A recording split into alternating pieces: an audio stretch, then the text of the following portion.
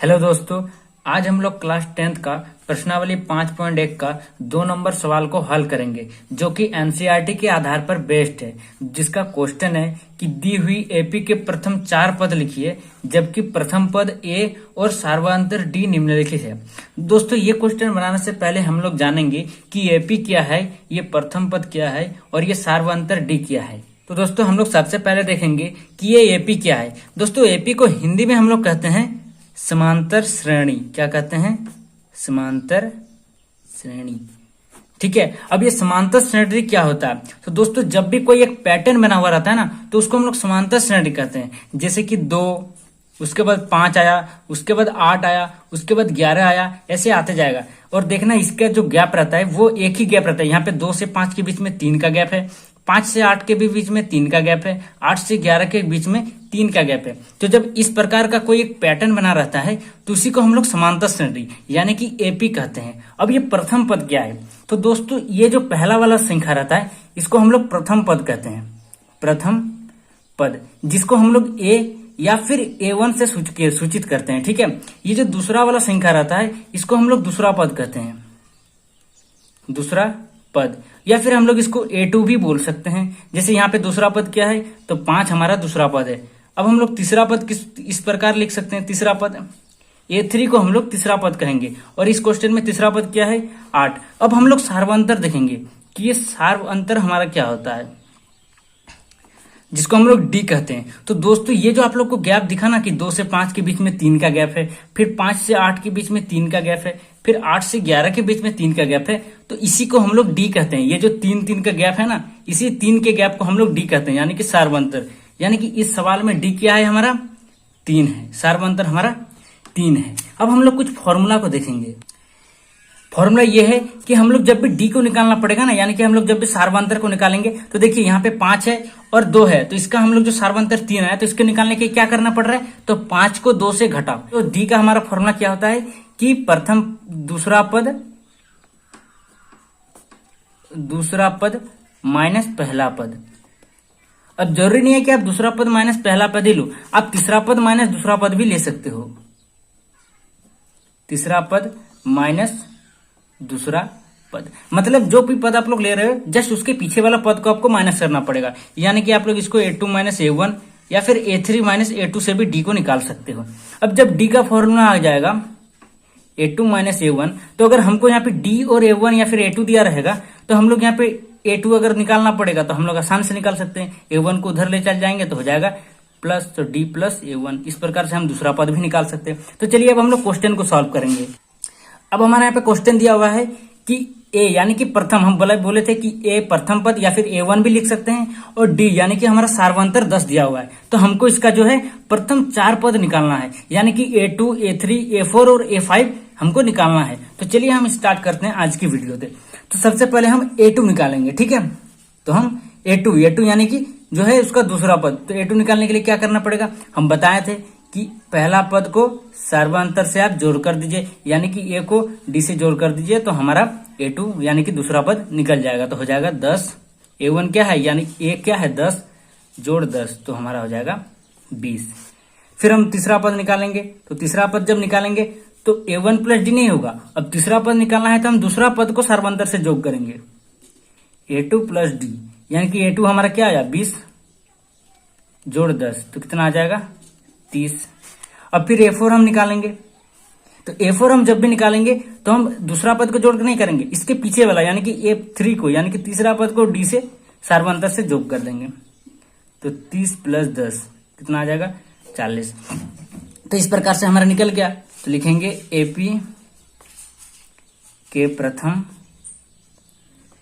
4 पद क्या क्या आया? सबसे पहले प्रथम पद 10 आया था, उसके बाद 20 आया, उसके बाद 30 आया, उसके बाद 40। इस प्रकार से बढ़ते जाएगा। अब हम लोग बी नंबर को सवाल को हल करेंगे। बी नंबर में हमारा क्वेश्चन है कि पहला पद -2 है और डी यानी कि सार्वधातुक 0 है। तो हम इसी प्रकार से निकालेंगे जिस प्रकार से इसको निकालेंगे। A2 बराबर A प्लस डी, यानी कि A कितना है -2 प्लस 0, यानी कि हो जाएगा हमारा -2। फिर हम A3 निकालेंगे। तो जो A2 आया उसमें सार्वधातुक को जोड़, तो A2 हमारा -2 आया है और सार्वधातुक 0 है, तो इसका भी -2 निकलेगा। अब फिर हम लोग A4 निकालेंगे, तो A4 यानी कि A3 प्लस डी, तो A3 हमारा -2 आया और इसमें 0 जोड़ कर देंगे तो आ जाएगा -2। तो इस प्रकार से हमारा निकल गया AP के प्रथम 4 पद, सब में -2 -2 -2 डॉट डॉट, क्योंकि इसका सार्वंतर जो है हमारा 0 है। अब हम लोग तीसरा यानी कि C नंबर को सवाल को हल करेंगे। C नंबर में हमारा क्वेश्चन है पहला पद बराबर 4 और सार्वंतर बराबर -3। तो हम सबसे पहले दूसरा पद को निकालेंगे यानी कि A2, तो A प्लस डी सेम प्रकार से आपको निकाल लेना है। तो यहाँ पे 4 और प्लस है और डी कितना है -3, तो हो जाएगा 4 प्लस इंटू -3 तो 1। अब हम लोग तीसरा पद को निकालेंगे, तो दूसरा पद प्लस सार्वंतर, दूसरा पद 1 आया है प्लस सार्वंतर -3 तो 1 -3 हो जाएगा -2, क्योंकि प्लस माइनस माइनस का काम होता है। 3 में 1 गया 2, 3 बड़ा है इसलिए 3 का चिन्ह माइनस। अब फिर हम लोग A4 निकालेंगे तो हो जाएगा A3 प्लस डी, यानी कि A3 आया हमारा -2 प्लस -3 तो -2 plus into -3, minus minus plus का काम होगा, 2 और 3 5, दोनों में माइनस है इसलिए माइनस। तो हमारा निकल गया AP के प्रथम 4 पद, पहला था 4, दूसरा आया 1, तीसरा आया -2, चौथा आया -5, माफ करना दोस्तों, डॉट डॉट डॉट। अब हम लोग डी नंबर सवाल को हल करेंगे। डी नंबर में हमारा है A बराबर -1 यानी कि प्रथम पद -1 और सार्वंतर 1/2। तो हम सबसे पहले A2 निकाल लेंगे, A प्लस डी यानी कि यहाँ पे -1 प्लस 1/2, यहाँ पे कुछ नहीं है तो 1 और 2 का लॉस हो जाएगा 2, -1 इंटू 2 प्लस 1 इंटू 1 तो हो जाएगा -2 प्लस 1/2 तो हो जाएगा हमारा -1/2। ये हमारा आ गया -1/2। अब हम लोग फिर से A3 निकालेंगे, A2 प्लस डी, A2 आया हमारा -1/2, डी आया 1/2। अब -1/2 प्लस 1/2 कट जाएगा तो हमारा आ जाएगा 0। अब हम लोग A4 निकालेंगे, तो A4 हो जाएगा हमारा A3 प्लस डी यानी कि A3 0 आया प्लस 1/2 यानी कि 0 प्लस 1/2 तो हमारा 1/2। तो पर क्या हो जाएगा AP के प्रथम 4 पद, AP के प्रथम 4 पद क्या क्या है। सबसे पहला हमारा आया था -1, माफ करना दोस्तों मैं यहाँ पे आंसर लिख दे रहा हूँ, ठीक है, यहाँ पे आंसर लिख दे। पहला पद आया था -1, उसके बाद आया -1/2, उसके बाद आया 0, उसके बाद आया 1/2। इस प्रकार से बन जाएगा। अब हम लोग जो है ई नंबर क्वेश्चन को सॉल्व करेंगे।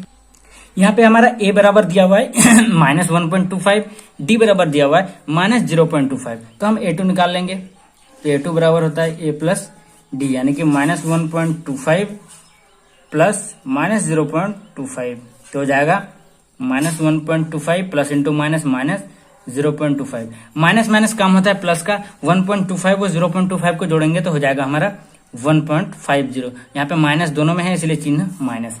अब हम लोग A3 निकालेंगे, A2 प्लस डी, A2 हमारा है -1.50 प्लस -0.25, फिर से हो जाएगा -1.50 -0.25। तो फिर इसका माइनस माइनस प्लस होगा यानी कि हो जाएगा 1.75, दोनों में माइनस है तो माइनस। A4 निकालेंगे तो हो जाएगा A3 प्लस डी, A3 हमारा आया है -1.75 प्लस -0.25 बराबर हो जाएगा -1.75 प्लस इंटू -0.25। अब यहाँ पे माइनस माइनस फिर से प्लस का काम होगा यानी कि 2.00, दोनों में माइनस है, चिन्ह माइनस का। तो इसका आ जाएगा AP के प्रथम 4 पद, पहला आया -1.25, उसके बाद आया -1.50, उसके बाद -1.75, उसके बाद -2.00, यानी कि हम 2 भी लिख सकते हैं। तो इस प्रकार से हमारा पांचों क्वेश्चन जो है प्रश्नावली 5.1 का 2 नंबर का बन गया। तो दोस्तों आज के लिए इतना। अगर वीडियो अच्छा लगा हो तो लाइक करके चैनल को सब्सक्राइब कर देना। मिलते हैं नेक्स्ट वीडियो में, तब तक के लिए टाटा बाय बाय।